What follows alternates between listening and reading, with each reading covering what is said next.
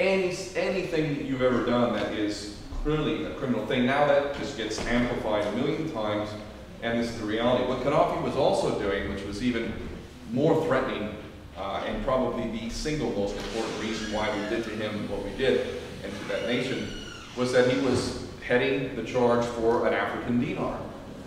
And this gets us to power, basically. This is where the power is.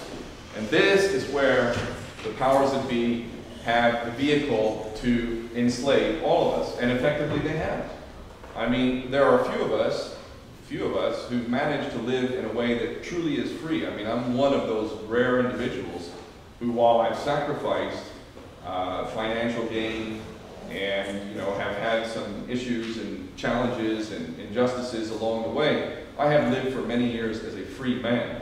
I have done that largely by the generosity of people who have supported me along the way, but I've never taken the piss, as they say in the UK. I've always tried to work hard, and anything that I've ever gotten, I've attempted to do the very best I could with that. And I've managed to live a free man in this way for a long time. But for most of us, I think if we're to be honest with ourselves, we are effectively a form of a wage slave. We're not doing what we really want to do. We're doing what we have to do in order to pay the bills. And I say this with all honesty. I am not a patronizing person. I have nothing but love and respect for people who do this. This is not easy at all. I think it's much harder to do that, quite frankly, from my position, than what I do. What I do is much easier, in my opinion. I'm being free.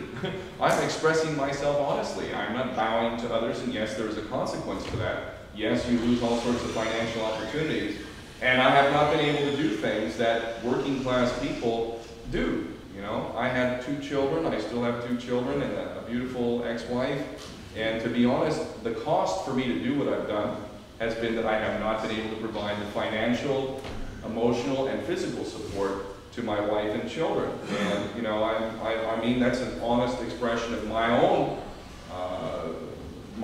kind of, it's not a guilt, but it is an understanding, and it's not fair. It wasn't fair to my children, and it's not fair to my ex-wife.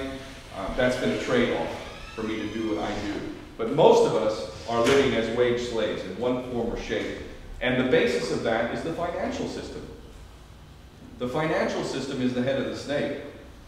And this is where we start to understand who it is who's in charge, at least on the surface. And I almost always seem to paraphrase a quote from Voltaire, if you want to know who's in power, find out who you can criticize. So, by that standard, I'm not supposed to say Jew, am I? I'm supposed to say Zionist. And by that standard, I'm not supposed to be able to criticize the actions of the Jewish state or hint at the idea that there may be elements within Jewish religion which are problematic. Of course, there's no problem at all. It's an open field day if you want to fucking character assassinate Muslims completely. And even Christians, quite frankly. Hell, Christianity's been assaulted for a long time now. You know, we can have fucking menorahs and shit, but we can't have fucking Christmas trees. You know, this is happening all around. There is an assault on Christianity as well.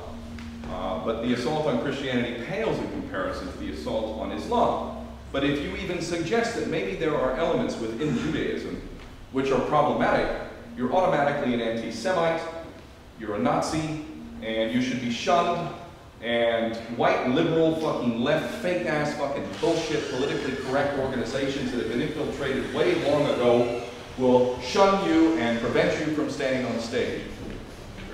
And this is the way it works.